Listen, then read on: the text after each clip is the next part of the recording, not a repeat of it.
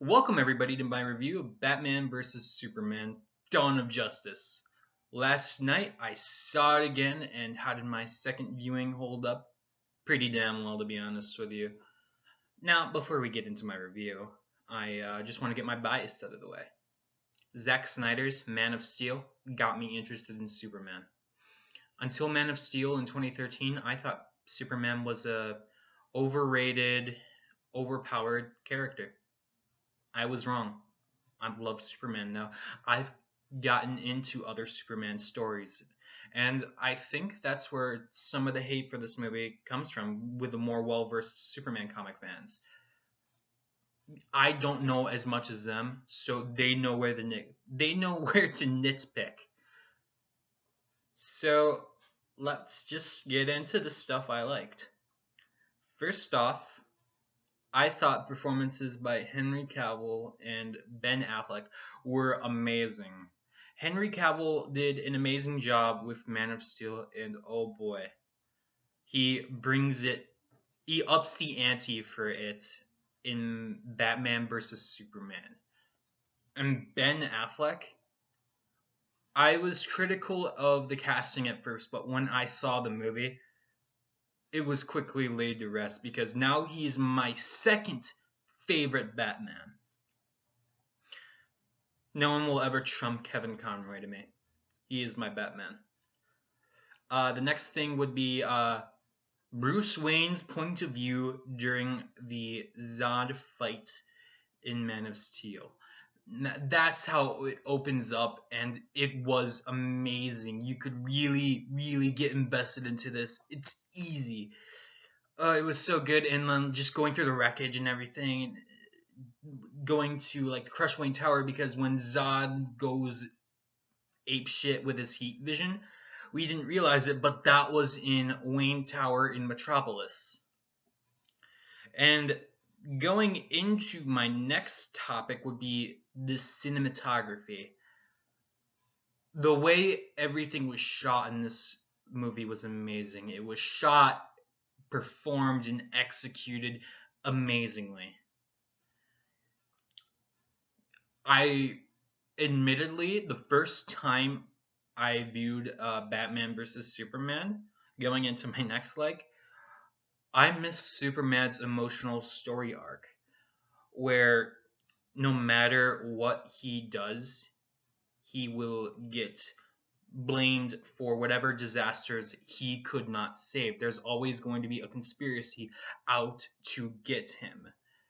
And I just love the montage of him saving lives with the news audio overlaid, and the surprise cameo by Neil deGrasse Tyson had me laughing.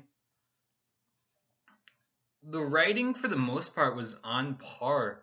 It was mostly comic book based writing. It was kind of like not grounded in reality as some of the other Nolan-esque or Marvel-esque Marvel movies you might see nowadays. But I think it does justice, no pun intended. The next would be the banter between Alfred and Bruce.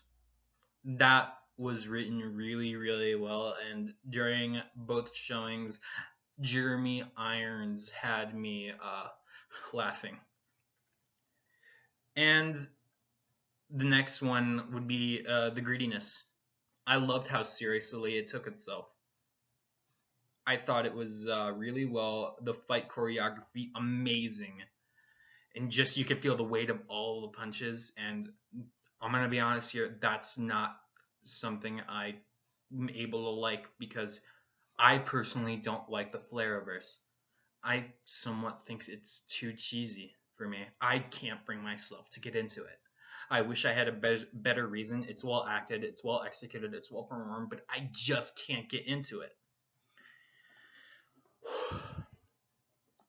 Now, the next section of my review are things I have virtually no opinion on. They're there. I don't necessarily like them, while I don't necessarily dislike them. Oh, I skipped over a like. Quick shout outs to Gal Gadot's performance of Wonder Woman and Jason Momoa's cameo as Aquaman, which had me psyched. So going back to the things I had no opinion on, the first one would be the nightmare sequence. I was okay with them setting up Darkseid, but I'm gonna be honest. I thought the parademons actually looked more like Black Beetle from Young Justice and the Reach.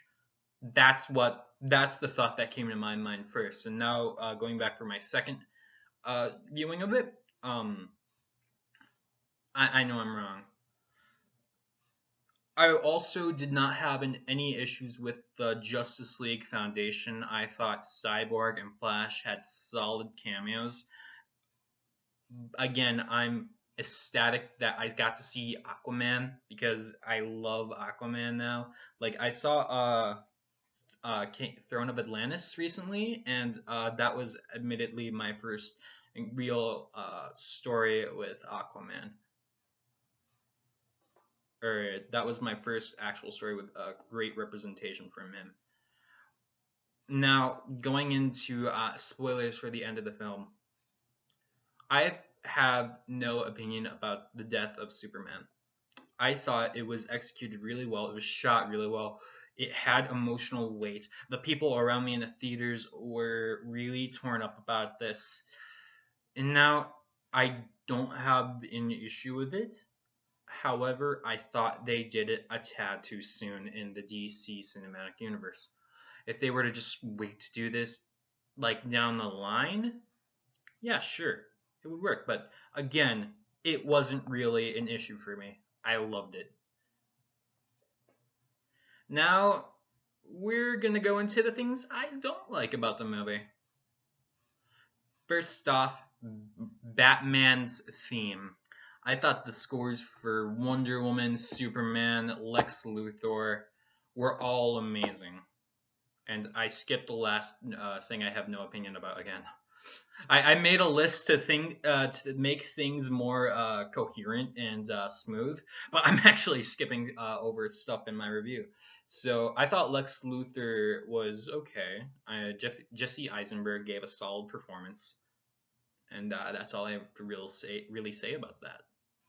So going back to things I dislike, actually, while we're on Jesse Eisenberg, I thought the villain designs were somewhat forgettable comparing to the Kryptonian soldiers we see duking it out in Man of Steel.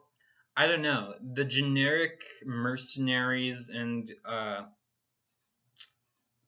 Doomsday their designs didn't really stick with me. And speaking of Doomsday, I liked his retold origin, how he was kind of like resurrected Zod, but I don't know, it just something I didn't really care for. Again, I have no opinion on him. Now, there's only one scene I flat out didn't like in the movie. I thought it was weird and awkward, and I kind of started laughing on how awkward it was. It was the bathtub scene at the start of the film.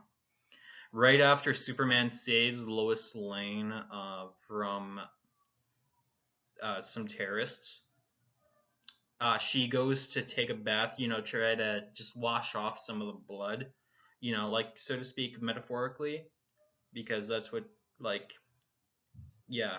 And, like, Superman just climbs in the tub, and I just thought it was really awkward. Moving on. Now, one of the other things I didn't like was the death of Jimmy Olsen. Now, from what I hear, I know a lot of my friends like Jimmy Olsen from the Superman animated series, and they were just kind of torn up to see him die so early on in the cinematic universe when you could easily have it be like a one-off character. And given how passionate they were, I believe it was a solid point. And my last issue with it, and this is kind of a controversial one, the fact that Batman kills. Now, let me say this. I have no issue with Batman killing, but the fact that it was never addressed from the other characters is what kind of made me not like it. I mean, I was sort of really wanted like character growth from Ben Affleck as Bruce Wayne. Is like saying, "Oh, if I keep working with you guys, this has to change." And I'm thinking maybe it will for Suicide Squad, but yeah, no. But anyway, if I had to give it an all-out rating, it'd probably be a solid 8 out of 10.